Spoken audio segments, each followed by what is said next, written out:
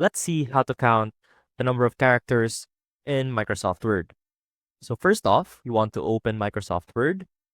And as you can see here, we have our text. So in order to count the number of characters, referring to the letters and numbers in your text, we can head over to the Review tab. And here we can see word count, which will show the number of words, the number of characters, and the number of lines. So as you can see here, it shows those statistics.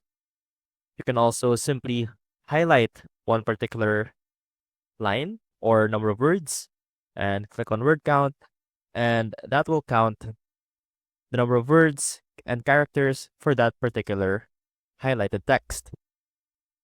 You can also do it quicker by highlighting this and clicking here, this